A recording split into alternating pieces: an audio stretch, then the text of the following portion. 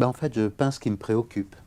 Donc en ce moment, ce qui me préoccupe, c'est effectivement une certaine forme de violence, même une violence d'une barbarie sans nom, parce que là, on tombe dans la sauvagerie et la pure cruauté. Donc d'ailleurs, vous voyez, on tourne autour, hein. Donc c'est vraiment les choses qui me préoccupent le plus.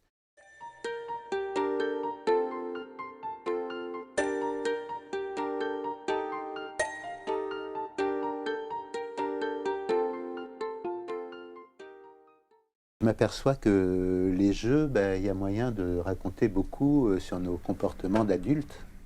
L'innocence est intéressante, la candeur et presque la naïveté. Je trouve que ma peinture a quelque chose de naïf et la naïveté permet de faire passer pas mal de choses. D'abord, je pars toujours sur une grosse forme très massive, très forte, parce que je trouve qu'il faut qu'une image ait un impact. Et l'humain, le personnage qui est le principal sujet de mes toiles, donc c'est lui que je traite en premier, donc je lui fais un peu envahir la toile.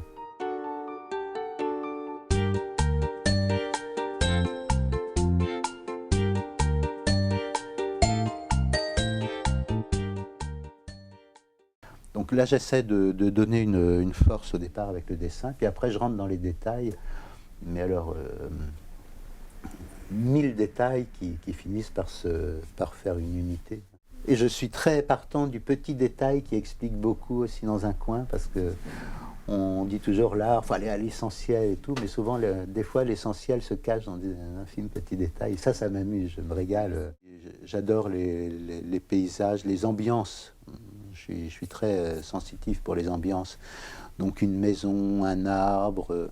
Donc ça, je peins aussi beaucoup. Dans les jeux des enfants, il y a des paysages, et moi, c'est ma poésie à moi. En fait, je peins un peu mon sentiment poétique. Là, c'est vrai que j'ai beaucoup appris aussi avec les artistes de la presse, alors les magazines de BD, les Américains, les Italiens. Pour moi, j'ai une formation classique parce qu'avec l'histoire de l'art, j'ai beaucoup vu, je me suis beaucoup plongé dans la peinture classique, autant que dans la bande dessinée, parce on avait l'intelligence de nous faire étudier aussi bien Giotto que Little Nemo ou Superman. Moi j'aime bien l'étrange, le fantastique. J'ai toujours aimé les vampires. Quand on n'arrive pas à peindre, alors on essaye de se forcer, et puis on fait des trucs qui sont pas bons, et puis alors on les change, et puis on n'y arrive pas. J'avais mis une tête là avec un casque et des pattes de chevaux. J'avais mis une espèce d'oiseau dans le ciel monté sur un cheval rose avec une lance.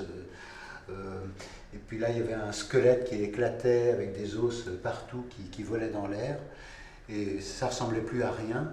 Donc j'ai tout effacé et tout simplifié. Là, dans les tableaux à la galerie, il y en a 2 ou 3. J'ai passé des mois à les retourner dans tous les sens. Mais on est vraiment démunis, on est mal, c'est des périodes assez pénibles. Et puis il y a des moments où ça se déclenche.